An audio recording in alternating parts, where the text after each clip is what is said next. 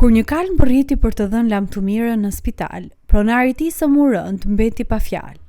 Megjithatë, ajo që ndodhi më pas ishte thellësisht zemërthyese.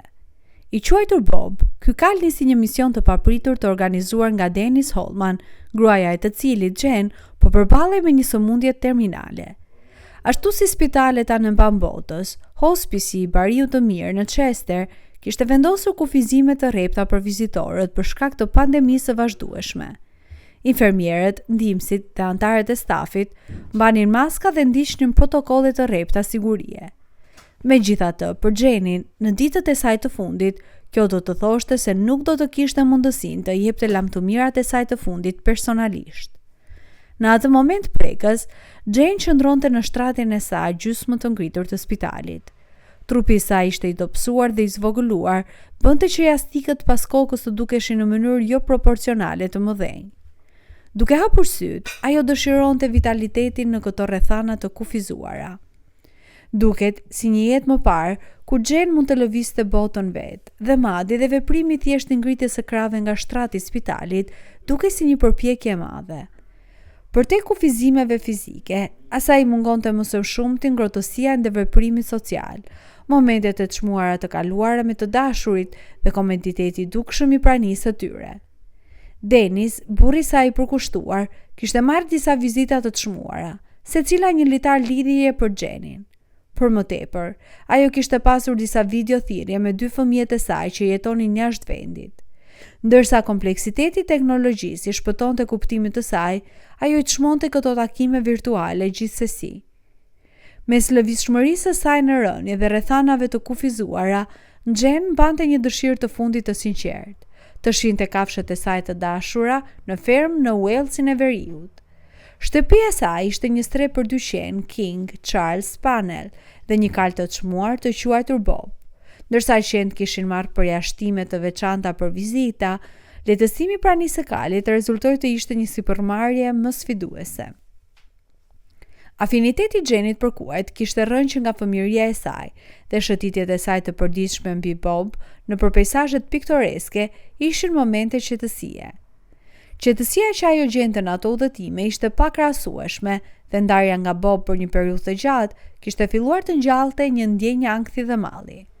Ndërsa Jane pranonte se ndodhej në hospice duke kërkuar ngushëllim në ditët e saj të fundit, mendimet e saj drejtoheshin pavullnetarisht te kali i saj dashur. Rënja e saj papritur shëndetësore vetëm disa javë më parë i kishte kapur të gjithë të papërgatitur, pasi ajo kishte jetuar jetën më pak a më shumë normalisht deri atëherë. Kjo kthesë e papritur e ngjarjeve e la atë pa mundësinë për një lamtumir të duhur. Pa dijenin e Jenit, burri i saj kishte koordinuar pa u lodhur me stafin e spitalit gjatë ditëve të mëparshme, dhe tani, kundër të gjitha pritshmërive, pothuajse gjithçka kishte rënë në vend. Ndërsa shumica e hospicit kishin miratuar vizitën, një teknikalitet i mbeti. Pronari i pronës nuk ishte nënshkruar zyrtarisht. Pavarësisht kësaj shkelje të mundshme shëndetësore, ishte bërë një organizim i menduar. Jane do të zhvendosej në një dhomë me dyer të mëdha dyshe që hapeshin në një oborr. Kjo vendosje strategjike lejonte Karlin të qëndronte jashtë duke mbajtur një distancë të sigurt, ndërsa i lejonte Jenit një ribashkim unik dhe të sinqert. Ndërsa Dennis dhe Bob kalonin parkimin e makinave, udhëtimi i tyre u ndal papritmas kur hasën një grup të stafit të spitalit, të shoqëruar nga një burr i moshës së mesme që shpërndante një ajër elegancë të mpret. Ky person nuk ishte askush tjetër veç se pronari, dhe ai nuk humbi kohë për të shprehur mosmiratimin e tij. Burri ju drejtua stafit me ashpërsi, duke pohuar se nuk kishte asnjë arsye të justifikueshme për një kafshë ferme të ndodhej në pronë. Duke dëshmuar shqetësimin e dukshëm të infermierëve të ri, Dennis, dikur një avokat i respektuar në zonë dhe tani i pensionuar, doli përpara për të filluar negociatat. Ai siguroi pronarin se, duke mbajtur kalin jashtë, ata nuk do të shkelnin asnjë ligj. Në një gest të angazhimit personal, Dennis ofroi të përfaqësonte pronarin në rast të pasojave ligjore, duke shfrytëzuar vitet e tij të ekspertizës ligjore për të lundruar në një zgjidhje delikate. Ndërsa Dennis paraqiste me mjeshtëri seriozitetin e situatës, ai vuri re një zbutje të lehtë në qëndrimin e burrit, dhe pse një ajër dyshimi vazhdonte.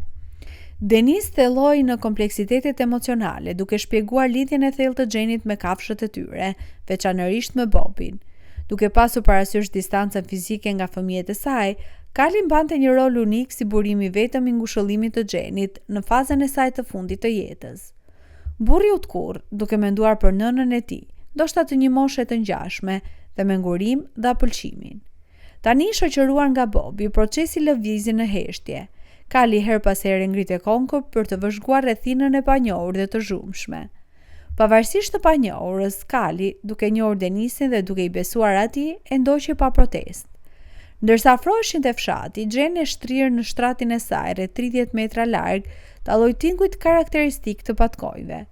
Koka e saj u kthye në njohje dhe një ndjem pritje mbushi ajrin, ndërsa Bobi, i udhëhequr nga Denis, i afrohej asaj. Në gjendjen e saj pak të përgjumur nga medikamentet, Jen nuk mund të ngatërohej me atë tingull të veçantë. Klip-klopi i patkojve ishte momenti kur ajo ndihej më gjalla në ditë. Duke zhvendosur qafën nga shtrati, ajo kuptoi se mund të shinte Kalin tani, padyshim Bobin. Palltoja e tij e zezë, e zbukuruar me copëza të bardha, ndiqte një bishtë të gjatë dhe të fryrë. Megjithatë, një frikë e panjohur e kapi Jenin në atë moment.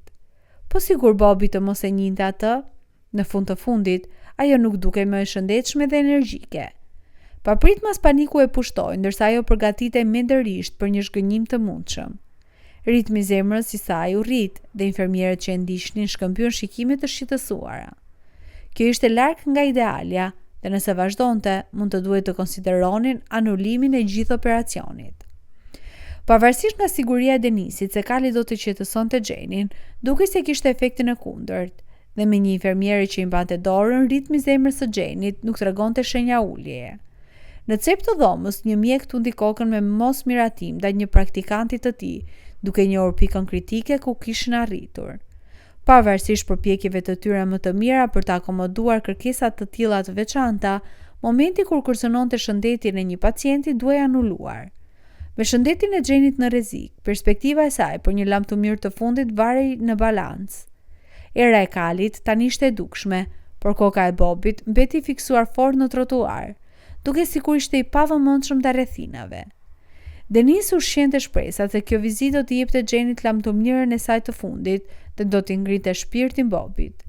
Që nga mungesa e Jenit, Kali ishte bërë i tërhequr dhe i heshtur, shpesh duke hequr dorë nga vaktet. Denis kishte provuar ta çonte Bobin për shëtitje, por çdo herë Kali rezistonte, i ndjeshëm ndaj çdo komande apo i tingulli. Ai ishte Kali i Jenit, vetëm ajo mund të binte në të lëvizte. Tani, në prag të dhomës së Jenit, Denis i dorëzoi litarin e Bobit, një trajner i shoqërues, duke krijuar hapësirë për veten për të kapur disa foto të këtij rasti prekës. Balanca e delikates mes përmbushjes së dëshirës së fundit të Jenit dhe sigurimit të mirëqenies së saj varen në ajër. Një turm infermierësh ishin mbledhur duke formuar një gjysmërreth në zonën e jashtme, duke pritur momentin vendimtar. Jen, pak e ngritur në shtrat, me një batanie që mbulonte gjysmën e poshtme të trupit të saj, kokën e vendosur në sypet e saj të larta, priste ardhjen e Bobit. Koka e tij u ngrit pak lart dhe sytë e tij të buta kafe bën kontakt me pronarin e tij të vjetër për herë të parë. Për një moment të shkurtër, Bob mbeti pa lëvizshëm, derisa Jen thirrri emrin e tij. Duke mbledhur të gjitha forcat e saj, ngriti krahun lart në ajër për ta ledhatuar.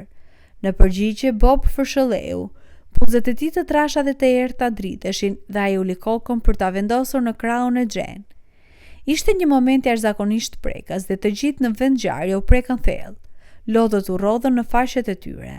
Lidhja mes Jenit dhe Bobit tekalonte fjalët. Një shkëmbim emocional që fliste shumë për të gjithë ata që dëshmoni këtë ribashkim prekës. Jen vëzhgoi dhomën dhe oborrin, e pritur nga asgjë tjetër veç fytyrave të buzëqeshura. Mes këtij deti ngrohtësie, ajo mrekullua me fatin e saj të pabesueshëm, duke shijuar dashurinë që e rrethonte. Për gjysmë ore të ardhshme, Jen dhe Bob dukej sikur ktheheshin në jetë. Bob, duke ndjerë çmueshmërinë e momentit, rrallëherë largohej nga ana e saj, sikur të ishte intuitivisht i vetëdijshëm se diçka zemërthyeshe po afrohej. Edhe pse kalorimi i tij nuk ishte tamam i njëjtë, ndërveprimi me Bobin tashmë i kishte sjellë Jenit ngushëllim të konsiderueshëm. Pare se ta kuptonte, kishte ardhur koha që Bobi të kthej në shtëpi. Megjithatë, ndjenja ngushëlluese qëndroi me të për ditë. Në momentet që çuan në vdekjen e saj, ajo u ka pas emocioneve të ndezura nga burri i saj, fëmijët dhe më e rëndësishmja, kafshët e saj të dashura. Me Bobin që mbante një vend të veçantë në zemrën e saj. Çfarë historie e pabesueshme. Kë do të doni të kishit pranë në momentet tuaja të fundit? A mendoni se stafi i spitalit bëri zgjedhjen e duhur duke lejuar Bobin në ambientet e tij?